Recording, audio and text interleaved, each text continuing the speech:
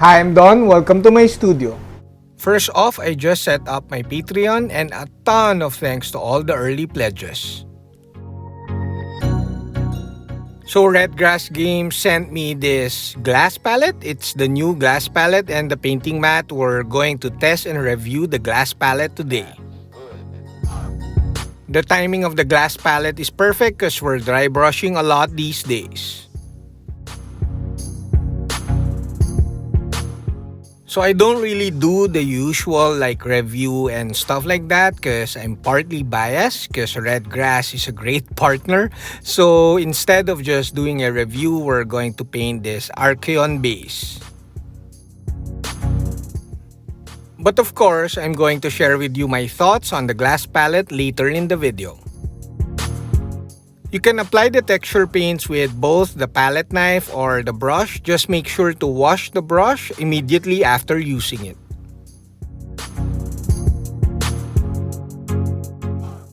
If you follow me at Instagram or Facebook, or you've seen my older videos, I think I used a ceramic dish before when mixing my paints, especially on my older videos because I don't have a wet palette.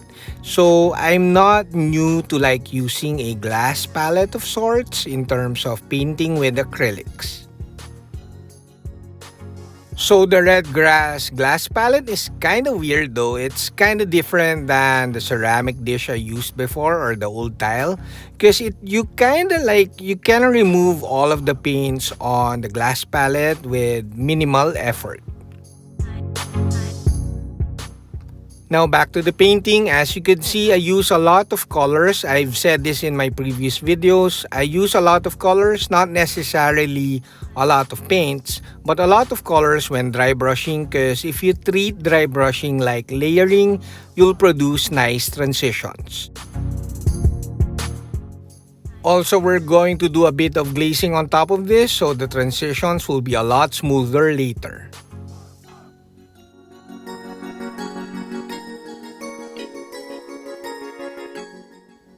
Now I wanted to add texture to the ocean area. Normally I would recommend white stone, the texture paint white stone, but I ran out of that earlier this year. So we're using foam effect, basically just using what we have. So this will create nice small wavy textures as it dries later.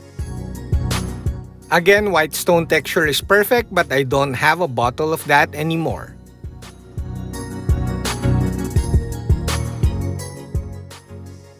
Once the foam effect is dry, it dried in like an hour, we now paint red primer on top of it.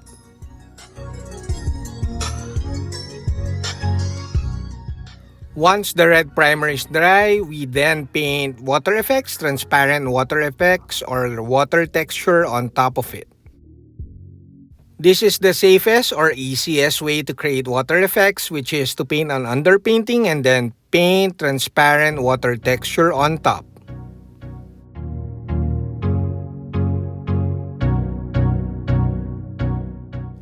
The texture paint fully cures in 24 hours.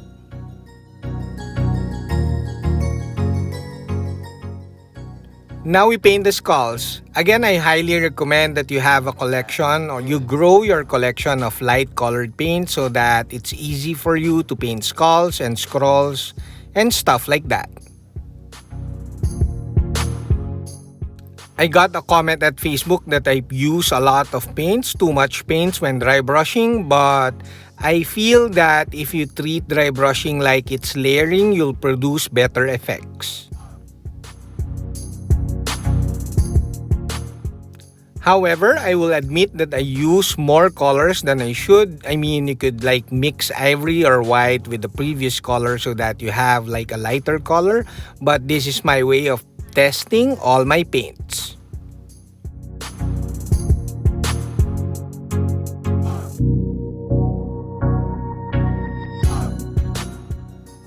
Now we use Vallejos pigments.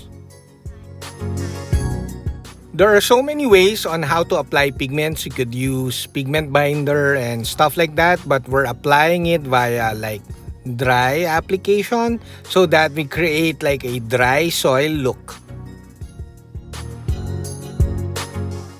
I highly recommend that you apply the pigments in 2 thin passes, not coats, because you apply it and then you paint matte varnish on top of it, and then you apply it again and paint another pass of matte varnish.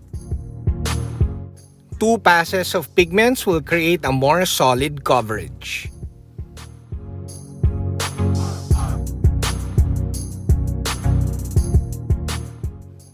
Now we improve our Red Sea.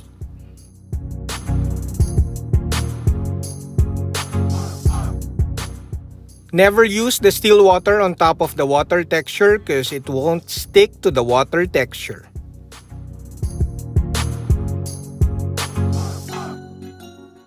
However, if you use the still water and mix it with inks, that will work as your first layer, and then you could add waves with the water texture on top of the still water, but never vice versa. Inks are transparent paints. I think we could also use flow colors, but we're using inks for now because we need a really bloody look.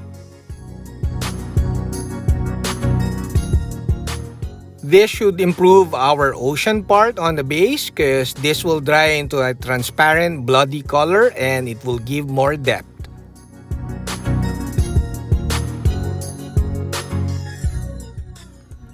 Now we do our lazy washing for the skull so that we bring out more details again, and also we're adding a bit of glaze medium to soften the ink so that we don't produce harsh watermarks. Also, the glaze medium will add like a very nice, it will reduce the surface tension of the inks and will glaze or filter the skulls nicely.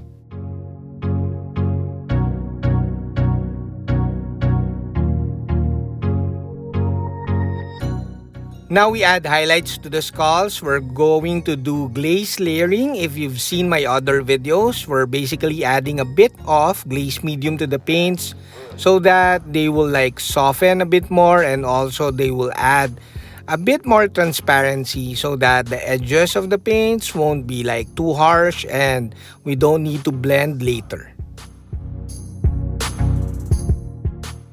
Since we're not using my wet palette today, I'm going to add a bit of retarder medium so that it will retard our mixture of highlight paint, or else it will dry too fast. I have a ton of videos explaining glaze layering better and also highlighting or edge highlighting with glaze medium and paint. So I explained those better in my other videos, so I highly recommend you watch my other videos after watching this video. Notice I'm less careful with painting glaze highlights because they're semi-transparent paints. So no matter how I apply the highlights, they will look good later. Now this is creative freedom on my part. I have no idea if an ocean of blood will produce the same foam effects as ordinary ocean, but we have to make the look of the blood sea relatable, so we're adding a bit of foam effect. Key here is to blend or dry brush the edges of the foam effect so that you create nice realistic look.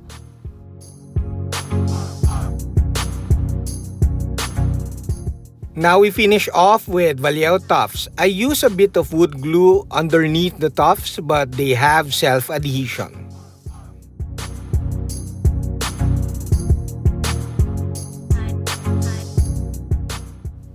Now we're done. I'm happy with the overall look of the basing of this Archaon, but I think the ocean part is a bit too plain.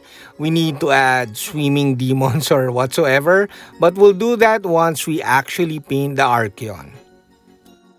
But it's looking rad for now.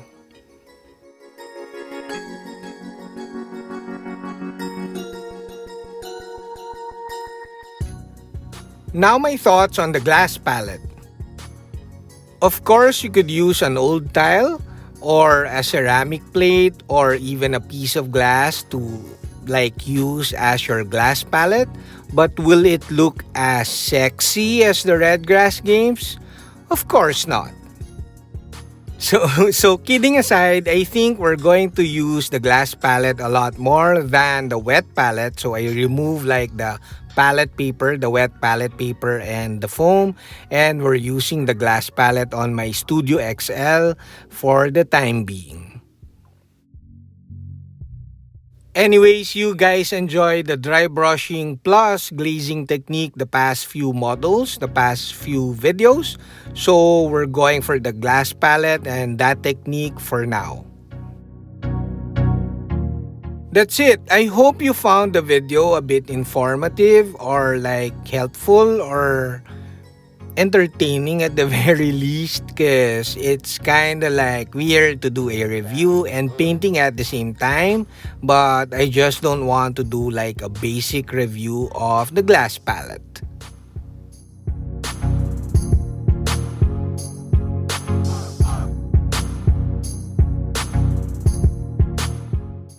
That's it, we're done. I hope you liked the video.